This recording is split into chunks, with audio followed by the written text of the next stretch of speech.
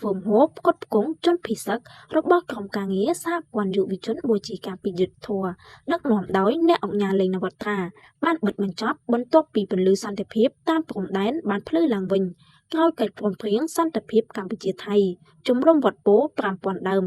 សុកគូលែនខេត្តព្រះវិហារជាគោលដៅចុងក្រោយនៃបេសកកម្មរបស់ក្រុមការងារសហព័ន្ធយុវជនបូជាការពីយុទ្ធធរដឹកនាំដោយអ្នកអង្គការលេងនវត្រាបានរៀបចំផ្គត់ផ្គង់ម្ហូបជូនប្រជាពលរដ្ឋភៀសកនៅថ្ងៃទី30ខែតុលាឆ្នាំ2025ចាប់តាំងមានការផ្ទុះអាវុធតាមព្រំដែនដែលចាប់ផ្ដើមឡើងដោយភាគីថៃកាលពីថ្ងៃទី24ខែកក្កដាឆ្នាំ2025ក្រុមយុវជនរបស់ក្រុមការងារសហព័ន្ធយុវជនបូជាការពីយុទ្ធធររាប់ម៉ឺននាក់ក៏បានចាប់ផ្ដើមសំសមរភូមិដែរគឺចុះផ្គត់ផ្គង់ម្ហូបជូនប្រជាពលរដ្ឋភៀសកក្នុងខេត្តឧត្តរមានជ័យនិងខេត្តព្រះវិហារដែលមានប្រមាណ70000នាក់លើគោលដៅចំនួន11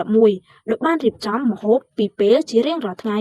បេសកកម្មប្រកបដោយស្មារតីមោះមុតមិនរញរាដើម្បីជាតិនិងប្រជាជនកម្ពុជានេះបានធ្វើឡើងក្រុមកិច្ចសហការជាមួយឯកឧត្តមកតេសង្ហបណ្ឌិតគុណគឹមទេសរដ្ឋមន្ត្រីអនុប្រធានទី1គណៈកម្មការជាតិគ្រប់គ្រងគ្រោះមហន្តរាយឯកឧត្តមមានច័ន្ទយ៉ាដាអភិបាលខេត្តឧត្តរមានជ័យនិងឯកឧត្តមកឹមរដ្ឋីអភិបាលខេត្តព្រះវិហារបន្ទាប់ពីបញ្ចប់បេសកកម្មរបស់ខ្លួនក្រុមការងារសហព័ន្ធយុវជនបូជាការពីយុទ្ធធរក៏បានបង្ហាញការគោរពដឹងគុណនិងថ្លែងអំណរគុណយ៉ាងជ្រាលជ្រៅបំផុតជូនចំពោះសម្ដេចនាយកហ៊ុនសែនប្រធានប្រសិទ្ធិរាជរដ្ឋាភិបាលកម្ពុជាក្រោមការដឹកនាំដ៏ឈ្លាសវៃនិងស្វាហាប់របស់សម្ដេចព្រះវរបតីហ៊ុនម៉ាណែតនាយករដ្ឋមន្ត្រីដែលបានប្រកាន់យកនៅភាពអត់ធ្មត់ដោះស្រាយបញ្ហាដោយសន្តិវិធីជៀសវាងបង្ក្រាបកាន់តែរីកធំឡើងក្រុមការងារសហព័ន្ធយុវជនបូជាការពីយុទ្ធធរបានគាំទ្រនិងបញ្ជាក់ថាការបង្កើតកិច្ចព្រមព្រៀងសន្តិភាពពិតជាមានតម្លៃជាសារវ័នសម្រាប់ពលរដ្ឋខ្មែរនិងជិតខាងដែលស្រឡាញ់សន្តិភាព